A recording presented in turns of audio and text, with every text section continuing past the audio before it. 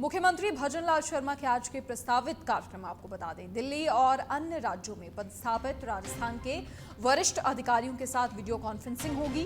राजस्थान प्रशासनिक सेवा परिषद के अधिवेशन और शपथ ग्रहण समारोह में भी शामिल होंगे। दोपहर 12 बजे आरएस क्लब में कार्यक्रम का आयोजन होगा। दोपहर 12 बजे आरएस क्लब में कार्यक्रम का आयोजन और सीएम भजनलाल शर्मा कार्यक्रम में शामिल होंगे। दिल्ली और अन्य राज्यों में पदस्थापित राजस्थान के वरिष्ठ अधिकारियों के साथ वीडियो कॉन्फ्रेंसिंग करेंगे।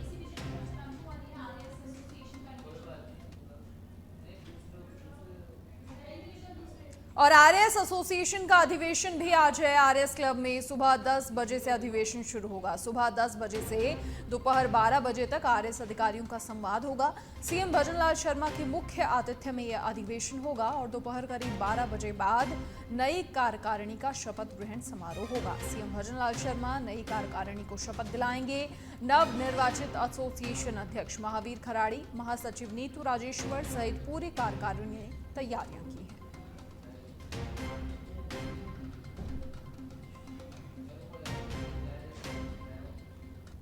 और अब शाहपुरा की कोटड़ी से बड़ी खबर, जहां नवग्रह शनि मंदिर की मूर्तियां तोड़ने का मामला सामने आया है। कोटड़ी जहाजपुर रोड पर शनि महाराज का मंदिर है और मंदिर की मूर्तियों को तोड़कर मंदिर के पास फेंका गया। करीब आधा दर्जन मूर्तियों को तोड़कर फेंका गया। मौके पर लोगों की भारी भीड़ जमा हो गई। कोटड़ी पुलिस मौके पर पहुंची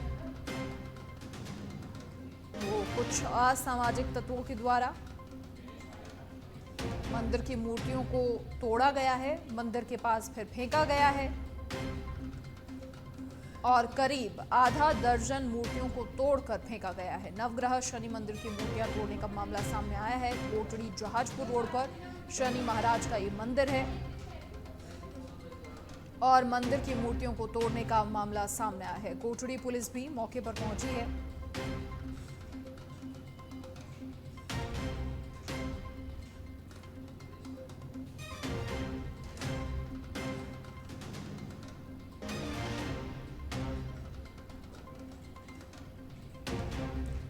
अधिक जानकारी के लिए सहयोगी दिनेश पारिक फोन लाइन पर जुड़ गए हैं। दिनेश, क्या कुछ पूरी जानकारी है ऐसे असामाजिक तत्वों पर? अब क्या कुछ पुलिस की कार्रवाई, क्या कुछ जांच पड़ताल हो रही है?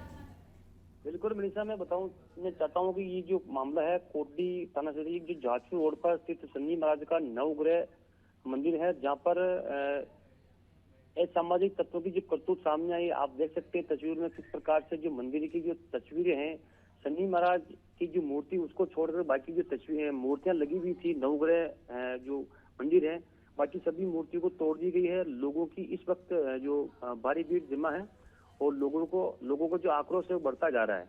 और मौके पे जो कोटड़ी थाना पुलिस अभी मौके पे पहुंची है और जांच पड़ताल कर रही है। आसपास जो लगे सीसीटीवी जो कैमरे लगे उनको भी तलाश कर रही है, ताकि जो असामाजिक तत्वों की जो घिनौनी करतूत जो सामने आई, जो कोटड़ी की जो फिजा है इसको बदलने की, जो माहौल खराब करने की जो कोशिश की जा रही है, इसको लेकर कोटड़ी पुलिस जो थाना अधिकारी सुरेंद्र सिंह राठौड़ मौके पे मौजूद है और आसपास भी सीसीटीवी कैमरे उनकी तलाश की जा रही है। जी मनीषा। चलिए दिनेश, बहुत शुक्रिया तमाम जानकारी साझा करने के लिए आपका। तो पुलिस की ओर से लगातार मामले में जांच पड़ताल जारी है।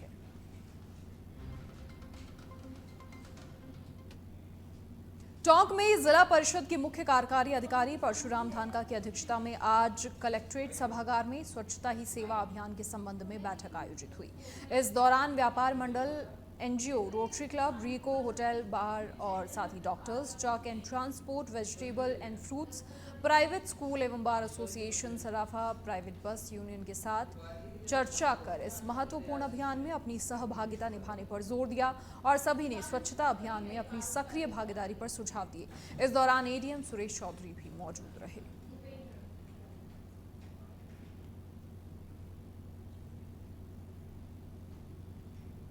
और अब शाहपुरा की कोटड़ी से बड़ी खबर, जहां बनास नदी में डूबने से 2 युवकों की मौत का मामला सामने आया और 15 घंटे बाद भी शवों का कोई पता नहीं चला।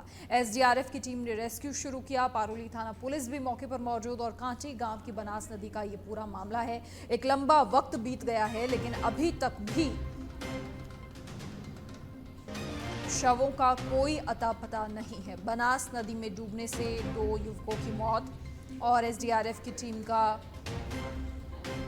रेस्क्यू भी जारी। पारोली थाना पुलिस भी मौके पर मौजूद। कांटी गांव की बनास नदी का ये पूरा मामला है। बनास नदी में डूबने से 2 युवकों की मौत का मामला। शाहपुरा के कोटड़ी से खबर और 15 घंटे का लंबा वक्त बीत गया है, लेकिन अभी तक भी मृतकों के शवों का कोई अता पता नहीं।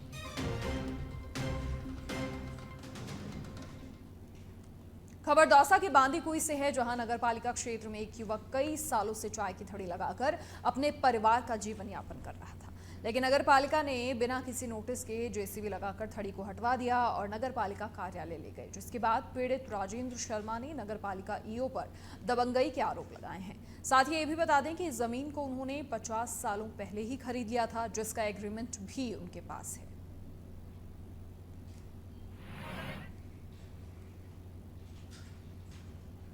मेरा नाम राजेंद्र शर्मा है। नाम श्याम सिंहपुरा है। उस वक्त तहसील जिला दौसा। हमारे ये जमीन यहाँ थी 3 गज 6 गज जो हमारी खरीदी हुई है। एग्रीमेंट हमारे पास 50 साल पुराना। जब से हम इस जमीन पे यहाँ खड़ी रख करके हम चाय की दुकान कर रहे हैं और हमारे जीवन यापन कर रहे हैं। अभी नगर पालिका द्वारा हमको नाजायज परेशान करके और इसमें हमको बेदखल करने के लिए आज बिना कोई नोटिस के, बिना कोई कार्रवाई के जबरदस्ती मेरी थड़ी उठा के ले गए और मेरे सामान को बिखेर ले गए और मेरी थड़ी के अंदर कुछ पैसे और कुछ सामान रखा था उसको भी नहीं निकालने दिया। मेरी थड़ी को तोड़ना। खबर अब टोंक से है, जहां पर जिले की सभी सहकारी समितियों में अभी तक खाद नहीं आई है, जिससे किसानों को भारी परेशानी हो सकती है। दरअसल 10 से 15 दिनों बाद सरसों और गेहूं की बुआई होने वाली है, लेकिन अभी तक सहकारी समितियों में खाद नहीं पहुंचने से सहकारी समितियों के अध्यक्ष जिला कलेक्टर के कार्यालय पहुंचे और ज्ञापन सौंपा, जिसमें विभिन्न मांगे बताते हुए बताया कि सरकारी समिति लगातार उर्वरक वितरण करने में सबसे आगे रही है, लेकिन इस वक्त 15,000 मैट्रिक टन खाद की जरूरत है, जो अभी तक नहीं पहुंची है।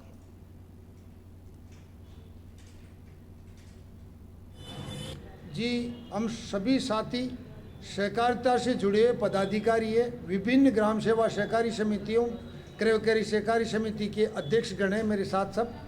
हम लोगों की महत्वपूर्ण समस्या विगत 25 सालों से सहकारी समितियां उर्वरक विपणन में महत्वपूर्ण भूमिका निभा रही है और इस वर्ष सबसे बड़ी समस्या ये है कि खाद का स्टॉक किसी भी समिति में नहीं है। हमारे अनुमान से जैसा कम से कम भी 15,000 मीट्रिक टन खाद की ज़रूरत इस सरसों और गेहूँ की बुआई के लिए ज़रूरत होगी, लेकिन अभी करीब 15 दिवस बाद बुआई शुरू होने वाली है। आज के वक्त में कतई खाद नहीं है। अब समस्या ये है कि एक तो उत्पादक कंपनियां खाद की सप्लाई नहीं कर रही है, खाद की सप्लाई देती थी तो उसके साथ तरल urea, nano urea, nano DAP साथ देती है। हम 5-7 साल से उनका भी साथ में विपणन कर रहे थे, लेकिन कुछ लोग किसानों के बीच में जाकर भ्रम पैदा कर।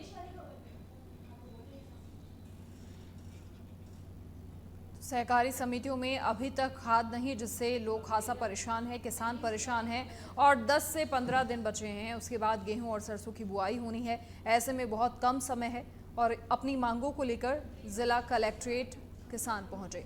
अधिक जानकारी के लिए सहयोगी भूपेंद्र फोन लाइन पर जुड़ गए हैं। भूपेंद्र, क्या कुछ पूरी जानकारी है? देखिए 10 से 15 दिन मात्र बचे हैं और आगे आने वाले समय में किसानों को सरसों की, गेहूं की फसलों की बुआई भी करनी है। सबसे अहम चीज खाद अभी तक सहकारी समितियों में नहीं। क्या कहा जा रहा है संबंधित अधिकारियों की ओर से? बताना चाहूँगा कि कल जो सहकारी समिति के अध्यक्ष है वो सभी जो जिले के पूरे अध्यक्ष वो जिला कलेक्टर पहुंचे थे। उन्होंने अपनी समस्या बताई कि जो खाद है यूरिया वो अभी तक जो कंपनियां हैं उन्होंने डिस्ट्रीब्यूट जो सहकारी समिति है उनको नहीं किया गया है, जिससे किसानों को अब आने वाले समय में भारी समस्या का सामना करना पड़ेगा।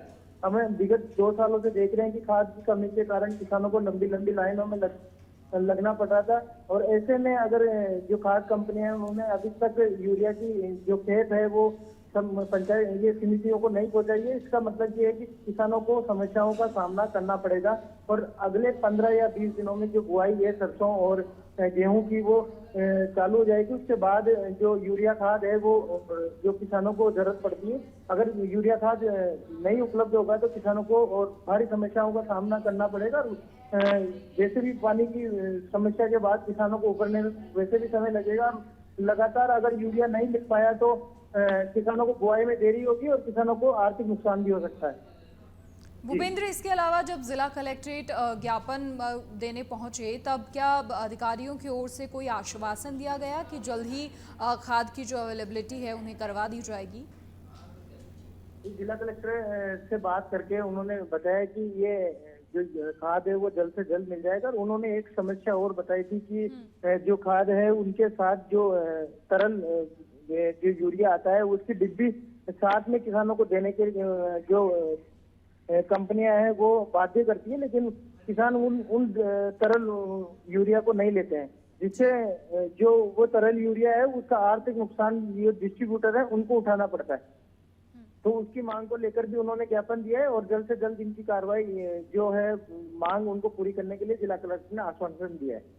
चलिए ठीक है भूपेंद्र, बहुत शुक्रिया आपका तमाम जानकारी साझा करने के लिए। तो फिलहाल जिला कलेक्ट्रेट पहुंचकर जिला कलेक्टर को ज्ञापन सौंपा गया है किसानों की ओर से और सहकारी समितियों के जो अध्यक्ष हैं उनकी ओर से फिलहाल आश्वासन दिया गया है कि जल्द से जल्द उन्हें खाद मुहैया करवा दी जाएगी। भरतपुर के वैर में भारत विकास परिषद की भुसावर शाखा की ओर से भारत को जानो प्रतियोगिता का आयोजन हुआ। क्षेत्र के कुल 18 सरकारी और गैर सरकारी विद्यालयों में ये कार्यक्रम आयोजित हुआ। इस कार्यक्रम में भारतीय मूल्यों, संस्कारों, आस्थाओं और गौरव गाथा के प्रति गौरवपूर्ण भावना के सृजन के लिए लिखित परीक्षा का भी आयोजन।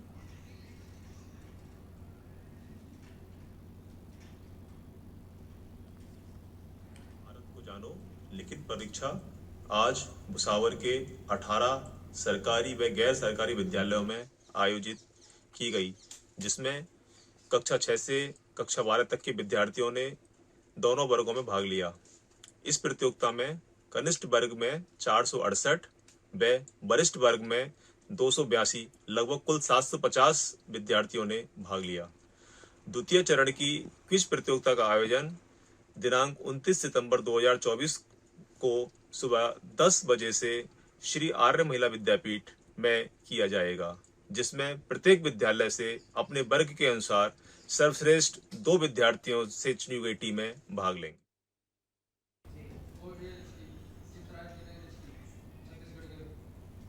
नगर निगम हेरिटेज से अब बड़ी खबर, जहां मेयर मुनीश गुर्जर के प्रकरण को लेकर सियासत तेज हो गई है। मेयर के पद को लेकर चर्चा हो रही है। महापौर मुनीश गुर्जर की याचिका पर आज सुनवाई भी होगी और पट्टे के बदले रिश्वत के मामले में दर्ज एफआईआर पर कार्रवाई। एसीबी कोर्ट में चार्जशीट पेश के समय मुनीश गुर्जर पेश नहीं हुई। मुनीश गुर्जर के अधिवक्ता ने उनकी मेडिकल रिपोर्ट पेश की, जिसमें तबीयत खराब होने का हवाला दिया गया। कहा कि दिल्ली से उनका इलाज चल रहा है।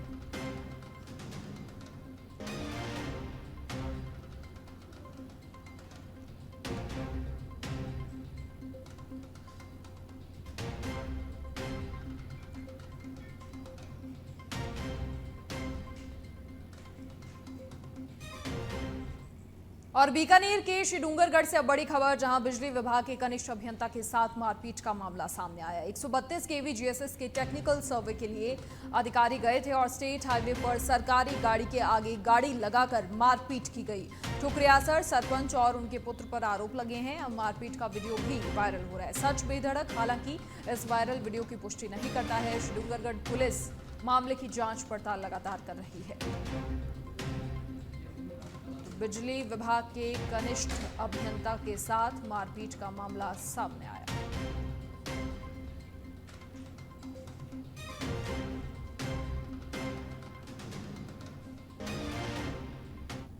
और अब बीकानेर की खाजूवाला से खबर, जहां 16 वर्षीय नाबालिग को जबरन दुकान में ले जाकर दुष्कर्म की वारदात को अंजाम दिया गया।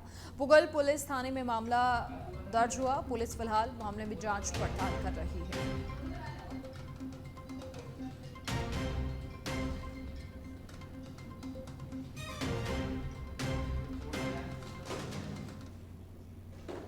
श्रीगंगानगर के पदमपुर से अब खबर है, जहां बुढ़ा जोहर जैतसर मार्ग पर सड़क संघर्ष समिति और किसानों का चक्का जाम। आज नवनिर्मित सड़क क्षतिग्रस्त होने से लोगों में खासा रोष है, आक्रोश है।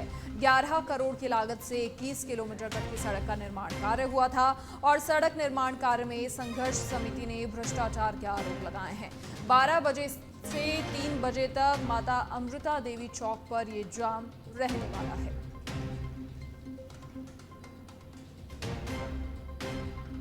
नवनिर्मित सड़क क्षतिग्रस्त होने से लोगों में खासा रोष व्याप्त है और इसी के चलते 12 बजे से 3 बजे तक आज माता अमृता देवी चौक पर चक्का जाम रहेगा।